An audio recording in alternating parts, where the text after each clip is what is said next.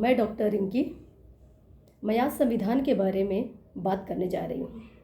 इस विषय पर बात करने के लिए हमारे साथ जेएनयू रिसर्च स्कॉलर एवं कानूनी विशेषज्ञ अमित कुमार जी उपस्थित हैं।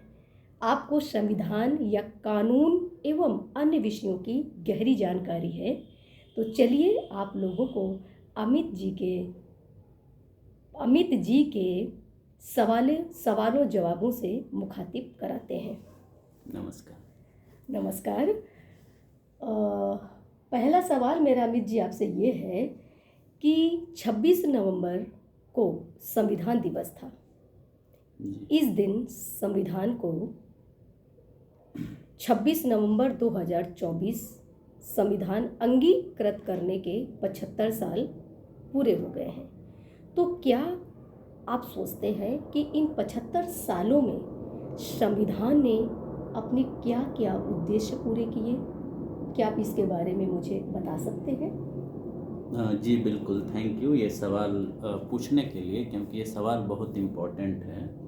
और आज जब हम कहते हैं कि आने वाले समय में हम 100 साल आज़ादी के पूरे करेंगे, तो 100 साल आज़ादी के पूरे करने से पहले हमको ये जानना होगा कि संविधान, हमारा कहा जाता है कि इस देश में संविधान सर्वोच्च है। संविधान से ऊपर कुछ भी नहीं है। हमारे लिए गीता, कुरान, सारी चीज़ें वही है। उसी के हिसाब से इस देश का शासन चलता है।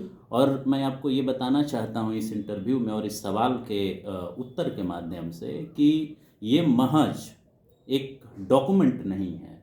जैसे डिफाइन किया जाता है कि संविधान एक डॉक्यूमेंट है और उसमें कुछ प्रिंसिपल्स हैं। ये महज प्रिंसिपल्स नहीं है, बल्कि जब आज़ादी हमारी प्राप्त हुई 15 अगस्त 1947 को, और जब 26 नवंबर 1949 को संविधान को पार्शियल रूप से जो लागू करने की बात हुई, अंगीकृत करने की बात हुई, तो वह एक लंबे प्रोसेस का नतीजा था।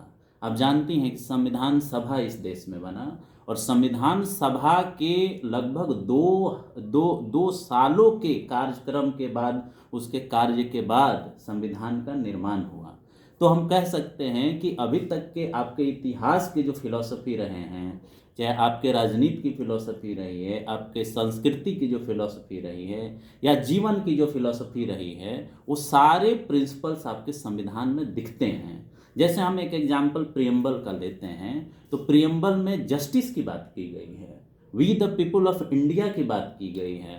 यानी कि संविधान के जो आदर्श हैं, आदर्श वैसे होते हैं जिन्हें हमें पूरा करना होता है। जैसे we the people of India कहा गया है, उसमें सोशियो इकोनॉमिक